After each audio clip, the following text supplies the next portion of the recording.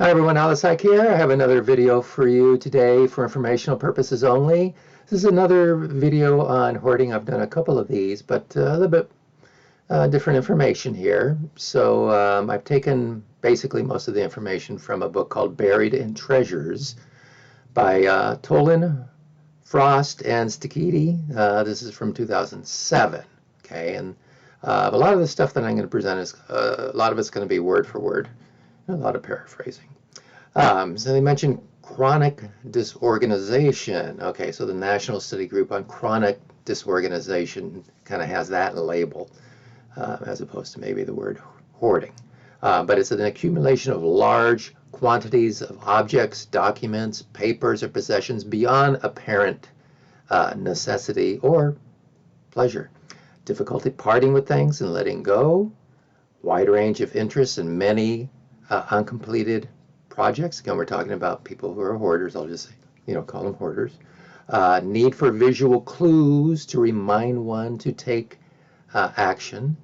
Tendency to be easily distracted or lose concentration, and poor time management skills. So those are some of the, the specifics that you'll see with individuals that have trouble with hoarding. Compulsive hoarding. Number one, you accumulate and then have great difficulty discarding objects that most other people would consider useless or of a limited value. Number two, the clutter is so severe that it prevents or severely limits the use of living spaces in the manner in which the spaces were intended to be used. And number three, the clutter, acquiring, or difficulty discarding causes significant impairment or distress. Now, some people with compulsive hoarding show features of ADHD, specifically having difficulty staying focused on tasks and are easily distracted. And this makes it difficult to engage in prolonged sorting and cleaning. In fact, I'm going to do another video relatively soon about that specific area. Now, hoarding is not just a house problem, but a person problem, as they say in the book. So when somebody else takes over the discarding process, the person with the hoarding problem will still continue to acquire. And they've done plenty of studies of this where if you're a hoarder and your partner gets rid of all the stuff, well, a year later, there's still going to be stuff that's been acquired, and you're going to be at the same point that you were previously. So it's a person issue that needs to be addressed. Okay, so the person that is hoarding will need to have some input into what is discarded, or else it's just going to, be a vicious cycle. Now, people with hoarding problems frequently experience difficulty making decisions.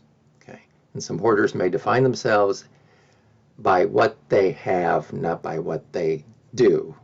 This is what I am because I've got all these magazines. That's part of me. There's some boundary issues there, some self issues there. So it's what I have, not what I do. It's not like, I see myself as a good person. I'm compassionate. I do these things. No, it's like, what do I have? Okay, that's a self issue. Now, in the book, they say, design an experiment to answer difficult questions, such as, if I don't buy this item, I won't be able to stop thinking about it. Okay. And then you test this hypothesis. Are you sure about that? How do you know unless you test the hypothesis? So, don't buy the item. Okay. I won't be able to stop thinking about it. Or is that really the case? How do I feel after day one? Am I still just constantly thinking about that item? Okay, but what about day 7?